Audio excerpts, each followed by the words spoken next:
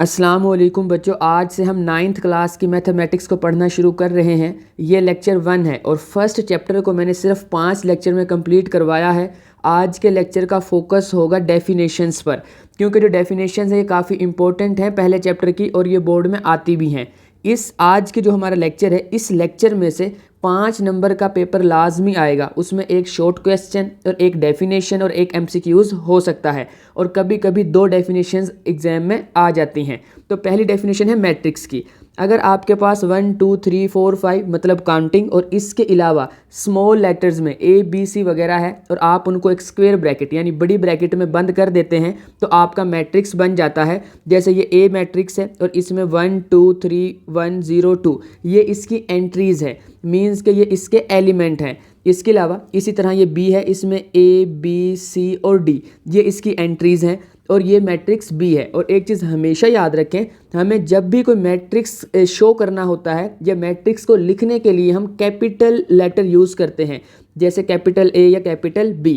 इसके अलावा second definition या बहुत ही इम्पोर्टेंट जो इसका जो कॉन्सेप्ट है वो है कालब का मर्तबा यानी कि ऑर्डर ऑफ मैट्रिक्स।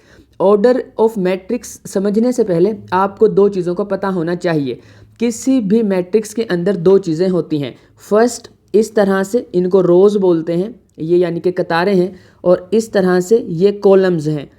अब हम जब किसी भी मैट्रिक्स का ऑर्डर लिखेंगे तो पहले हम लिखा करेंगे रोज़, और रोज़ के बाद हम बाय डाला करेंगे और देन कॉलम्स, इस तरह से। अब इसका जो ऑर्डर है मैट्रिक्स का वो बनेगा 2/2, इस वाले का ऑर्डर बनेगा 1/2।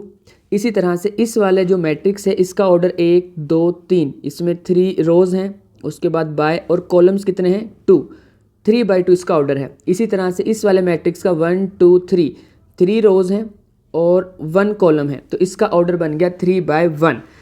इसके अलावा जो नेक्स्ट हमारे पास डेफिनेशन आती है वो आती है रो मैट्रिक्स की। रो मैट्रिक्स का मतलब है ऐसा मैट्रिक्स जिसमें सिर्फ एक रो हो। जैसे ये वाला है, इसमें एक रो है, इसमें भी एक रो है और इसमें भी एक रो है। हमें जब रो मैट्रिक्स की डेफिनेशन करनी है तो हमें कॉलम्स पर फोकस नहीं करना है। कॉलम 1 2 3 4 5 जितने मर्जी हों, बस हमने देखना है रो कितनी है। अगर रो 1 है तो वो रो मैट्रिक्स है। इसी तरह से अगर कॉलम 1 है तो वो कॉलम मैट्रिक्स है। अब जैसे हमारे पास ये जो G वाला ये है मैट्रिक्स है, इसमें रोज़ 2 थी, इसमें रोज़ 3 थी H वाले मैट्रिक्स में, बट कॉलम 1 है तो इसीलिए हम इसको मानेंगे कि ये कॉलम मैट्रिक्स है। इसी तरह से एक ये जो मैट्रिक्स है ये कॉलम मैट्रिक्स है, क्योंकि इसमें एक कॉलम है। नेक्स्ट वाला जो हमारे पास कॉन्सेप्ट आता है वो है स्क्वायर मैट्रिक्स का। स्क्वायर मैट्रिक्स ऐसा मैट्रिक्स होता है जिसमें रोज़ और कॉलम्स इक्वल होते हैं, यानी कि जितनी रोज़ हैं उस मैट्रिक्स के अंदर उतने ही कॉलम्स भी हैं उसके। तो जैसे हमारे पास ये M मैट्रिक्स है, इसमें है 2 रोज़ और 2 कॉलम्स, इसका ऑर्डर बना 2/2, यानी कि रोज़ और कॉलम्स बराबर हैं और इसीलिए ये एक स्क्वायर मैट्रिक्स है। नेक्स्ट जो हमारे पास N वाला मैट्रिक्स है उसमें रोज़ हैं 3 और कॉलम्स भी 3 हैं, तो उसका ऑर्डर बनता है 3/3, यानी कि रोज़ और कॉलम्स बराबर हैं। इसी तरह से ये वाला मैट्रिक्स है जो Q है और P भी, ये क्या है, ये स्क्वायर मैट्रिक्स हैं। जब रेक्टेंगुलर मैट्रिक्स की बात होगी उसमें रोज़ और कॉलम्स कभी भी इक्वल नहीं होंगे। जैसे कि हमारे पास जो R वाला मैट्रिक्स है उसमें रोज़ जो हैं वो 2 हैं और जो कॉलम्स हैं वो 3 हैं, तो इसका ऑर्डर बनेगा 2/3, जिसमें रोज़ और कॉलम्स इक्वल नहीं हैं। इसी तरह जो S वाला मैट्रिक्स है उसके अंदर रोज़ जो हैं वो तो 3 हैं बट जो कॉलम्स हैं वो 2 हैं, तो इसका जो ऑर्डर बना वो 3/2 बना। इसका मतलब है ये भी एक रेक्टेंगुलर मैट्रिक्स है क्योंकि इसमें रोज़ और कॉलम्स इक्वल नहीं है। नेक्स्ट जो हमारे पास कॉन्सेप्ट आता है वो है डायगोनल मैट्रिक्स का। अब डायगोनल मैट्रिक्स को समझने से पहले आपको एक चीज़ बड़े अच्छे से पता होनी चाहिए, वो ये है कि इस वाली लाइन को, ये लाइन है, इसको कहते हैं डायगोनल एंट्रीज, यानी कि 0 1 एंड 3 ये डायगोनल है और ये जो है वो डायगोनल एंट्रीज हैं। तो अगली जो 3 डेफिनेशंस हैं यानी कि डायगोनल, स्केलर और यूनिट, इसमें इन्हीं वैल्यूज़ की बात होने वाली है। तो पहले तो आपने ये समझ लेना है कि ये वाली जो एंट्रीज़ हैं ये डायगोनल हैं, और अगर ये जो डायगोनल एंट्रीज़ हैं ये या इनमें से कोई एक नॉन ज़ीरो है, जैसे कि हमारे इस वाले केस में है ये नॉन ज़ीरो है, ये भी नॉन ज़ीरो है, ये भी नॉन ज़ीरो है, इनमें से कोई एक होती तो भी चलता। तो इनमें से कोई भी एक नॉन ज़ीरो हो लेकिन बाकी सब जो नॉन डायगोनल एंट्रीज़ हैं उनका ज़ीरो होना ज़रूरी है। तो ऐसा कोई भी मैट्रिक्स जिसके अंदर डायगोनल एंट्रीज़ में से कोई एक, दो, तीन, जितनी मर्जी, कम से कम एक नॉन ज़ीरो हो और बाकी सारी की सारी एंट्रीज़ ज़ीरो हो, तो उसको हम कहते हैं कि ये हमारे पास डायगोनल मैट्रिक्स है। डायगोनल मैट्रिक्स बेसिकली एक स्क्वायर मैट्रिक्स होता है, ये आपने याद रखना है। अगर एक रेक्टेंगुलर मैट्रिक्स है तो उसके डायगोनल मैट्रिक्स को हम डिस्कस नहीं करते हैं, वो डायगोनल मैट्रिक्स नहीं होता है। आप ये समझ लें कि डायगोनल होने के लिए कंडीशन है कि मैट्रिक्स स्क्वायर हो। उससे जो नेक्स्ट डेफिनेशन है वो है स्केलर मैट्रिक्स की, और स्केलर के लिए कंडीशन है कि हमारे पास जो मैट्रिक्स हो वो डायगोनल हो, मींस कि उसकी ये वाली जो एंट्रीज़ हैं ये तो ज़ीरो हों और ये जो एंट्रीज़ हैं ये नॉन ज़ीरो हों। बट स्केलर के लिए एक और कंडीशन भी आ जाती है, और वो कंडीशन ये है कि स्केलर के अंदर जो डायगोनल एंट्रीज़ हैं वो सेम हों। जैसे इसमें है, ये भी 2 है, ये भी 2 है, ये भी 2 है, तो ये एक स्केलर मैट्रिक्स बना। इसी तरह से अगर हम इसकी बात करें, इसमें ये देखें जितनी भी डायगोनल एंट्रीज़ हैं ये सेम है, के और बाकी सारी ज़ीरो हैं जो नॉन डायगोनल एंट्रीज़ हैं, इसलिए इसको स्केलर मैट्रिक्स कहते हैं। अब इससे जो नेक्स्ट वाला हमारे पास आता है कॉन्सेप्ट, वो आता है यूनिट मैट्रिक्स का।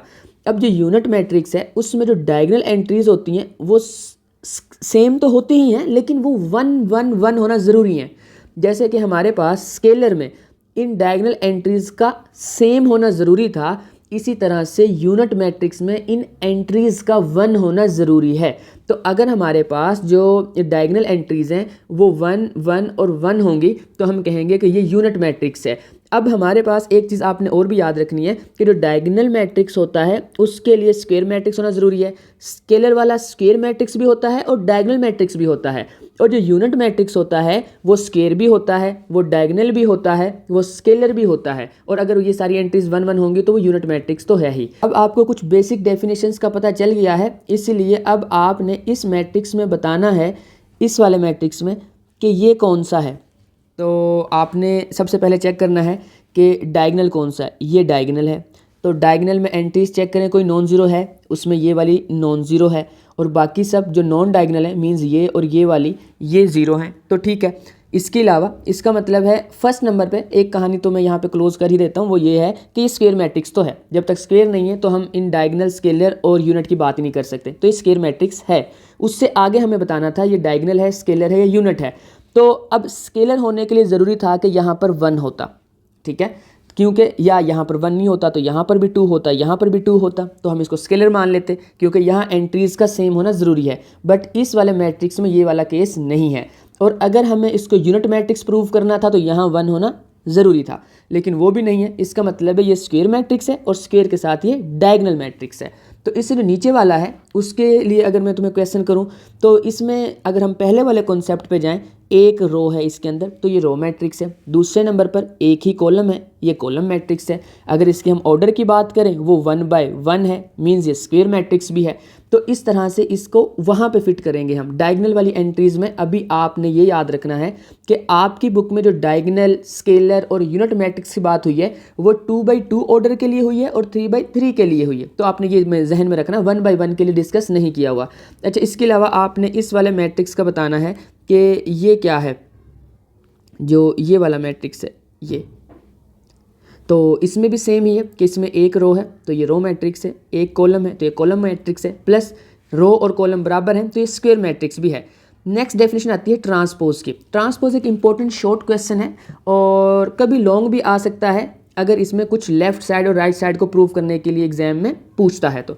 लेकिन यहाँ पर अगर हम बात करें तो ट्रांसपोज का सिंपल ये मतलब होता है जो चीज़ रो में लिखी हुई है यानी कि इस तरह से लिखी हुई है उसको इस तरह से लिख दें कॉलम में, या अगर आपने ऐसा नहीं करना है तो जो चीज़ कॉलम में लिखी हुई है, फॉर एग्जांपल जैसे ये कॉलम लिखा हुआ है इसको रो बना दें, आप इस तरह लिख दें।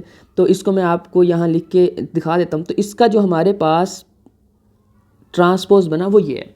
तो ये हमारे पास है ए का ट्रांसपोज, और ट्रांसपोज को शो करने के लिए हम जिस भी मैट्रिक्स की बात कर रहे हैं, मीन जो कैपिटल लेटर है जो मैट्रिक्स को शो करता है उसके ऊपर एक छोटा सा टी डाल देते हैं, या इसका मतलब है कि हमने इसने ट्रांसपोज लिया है। अब अगर हम बात करें सी वाले मैट्रिक्स की, तो सी वाले में हमारे पास इसका लेना है हमने ट्रांसपोज, और ट्रांसपोज लेने के लिए इस वाली रो को सबसे पहले हम कॉलम बना देते हैं, ये 1 और यहाँ 2, सेकेंड वाली रो को यहाँ 2, यहाँ -1 और थर्ड वाली रो को यहाँ 3 और यहाँ 0। ये सी का हमारे पास ट्रांसपोज आ गया। अगर हम बी की बात करें और हमने सी के ऊपर छोटा सा टी भी लिख दिया कि जिसका ट्रांसपोज है। अगर हम बी की बात करें तो ये इस तरह से रो है, तो इसको कॉलम बना देना है। ये हमारे पास आ जाएगा जी बी का ट्रांसपोज। नेक्स्ट हमारे पास है जी नेगेटिव मैट्रिक्स। अब जो नेगेटिव मैट्रिक्स होता है और जो एडिटिव इन्वर्स होता है, ये दोनों बातें सेम है। तो अब हम इनकी बातें करते हैं। इसमें आपने कुछ नहीं करना होता है, जस्ट जो वैल्यूज़ हैं, जो एंट्रीज़ हैं, जो एलिमेंट्स हैं मैट्रिक्स के, उनके सिर्फ और सिर्फ साइन चेंज करने होते हैं। फॉर एग्जांपल ये जो ई वाला मैट्रिक्स है, इसके अंदर 2 जिसके साथ कोई साइन नहीं होता उसके साथ प्लस होता है, तो 2 के साथ प्लस है तो यहाँ पे हम माइनस लिख देंगे।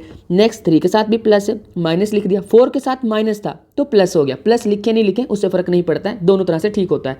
आप चाहे तो लिख दें और चाहे ना लिखें। नेक्स्ट जो 5 है उसके साथ माइनस आ जाएगा। तो ये हमारे पास नेगेटिव मैट्रिक्स हो गया। अब डी की बात करते हैं। अगर डी की बात करें हम तो डी में देखें 1 के साथ प्लस लगा हुआ है, मीन्स कोई साइन नहीं है, प्लस है तो मैंने माइनस लिख दिया। 5 के साथ माइनस लिखा हुआ है, मैंने उसको हटा दिया, मीन्स अब ये प्लस है। अगर कोई साइन ना हो तो प्लस होता है। 2 के साथ हम माइनस लगा देंगे, इसी तरह 3 के साथ भी माइनस लगा देंगे। तो ये वाला कॉन्सेप्ट आ गया हमारे पास नेगेटिव मैट्रिक्स का। इसका अक्सर एक शॉर्ट क्वेश्चन आ जाता है और इसको एडिटिव इन्वर्स यानी जमी माकूस भी बोलते हैं, तो आपने ये भी जहन में रखना है। तो 2 अलग अलग टाइप के क्वेश्चन हैं और उनके आगे से 4-4, 5-5 पार्ट हैं आपके फर्स्ट चैप्टर में, तो उसमें यही कॉन्सेप्ट अप्लाई होना है, जस्ट साइन चेंज करने हैं। नेक्स्ट कॉन्सेप्ट आता है हमारे पास सिमेट्रिक मैट्रिक्स का। ये जो सिमेट्रिक मैट्रिक्स होता है, इसके लिए हम चेक करते हैं किसी भी मैट्रिक्स का ट्रांसपोज लेके।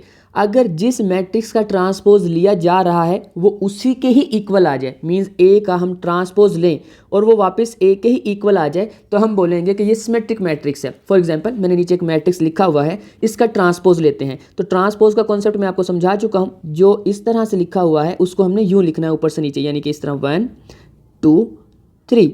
सेकेंड वाली रो को लेते हैं, अब उसको हम लिखेंगे 2 -1 और उसके बाद हमारे पास नीचे आ जाएगा 4। और जब हम थर्ड वाली रो को देखेंगे तो उसको भी हमने इसी तरह से लिखना है, यानी कि यहाँ पे आ जाएगा 3, यहाँ पे आ जाएगा 4 और उसके नीचे आ जाएगा जी 0।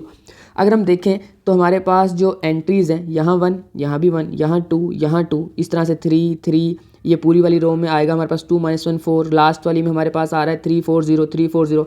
इसका मतलब ये हुआ कि जब हमने ए एक जो मैट्रिक्स था उसका हमने ट्रांसपोज लिया तो वो दोबारा से ए ही बन गया। तो यही डेफिनेशन है, इसी को बोलते हैं कि इस तरह के मैट्रिक्स सिमेट्रिक होते हैं।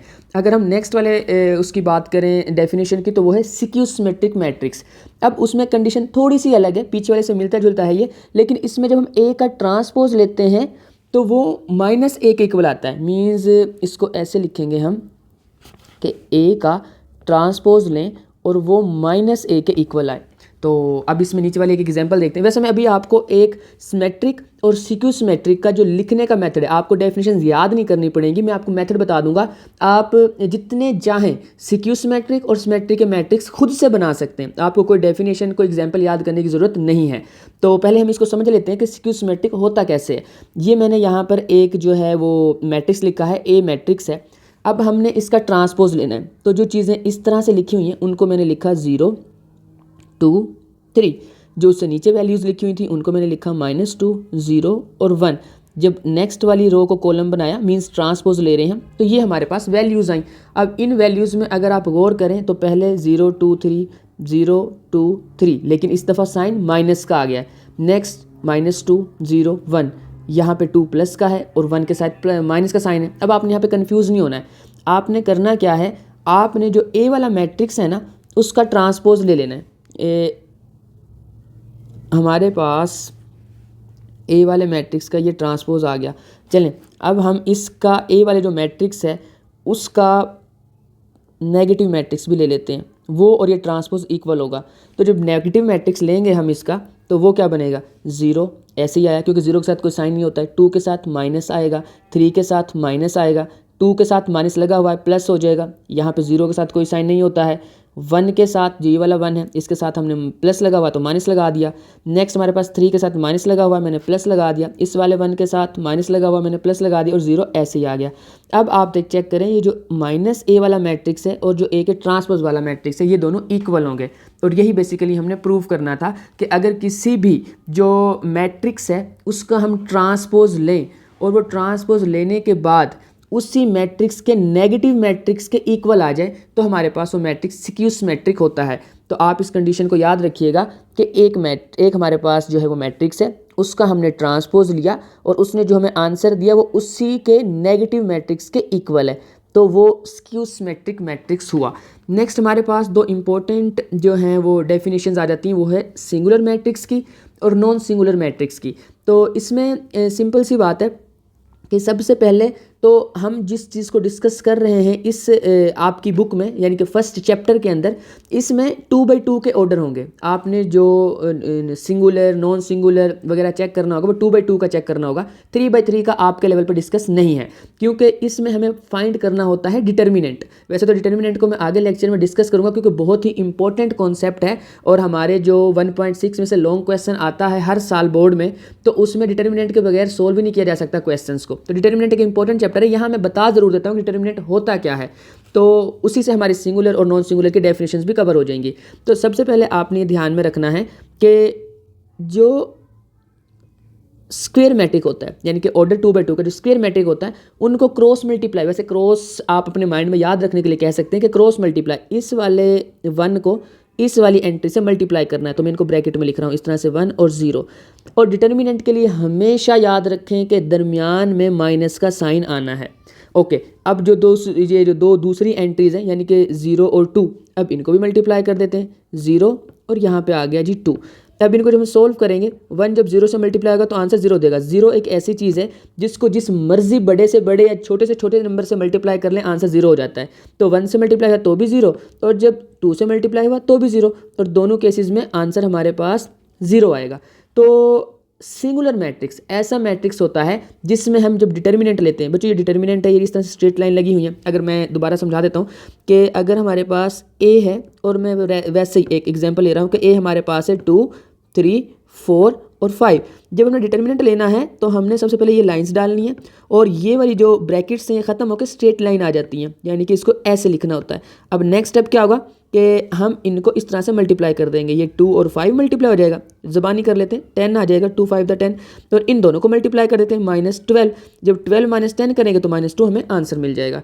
एनीवेज हम दोबारा उसी क्वेश्चन पे आते हैं। अब इसका हमने डिटर्मिनेंट फाइंड करना है। डिटर्मिनेंट इसमें 3 6 से मल्टीप्लाई होगा तो इनको ऐसे लिख लेते हैं 3 × 6, दरमियान में हमेशा माइनस का साइन, यहाँ पे 2 और यहाँ पे 9।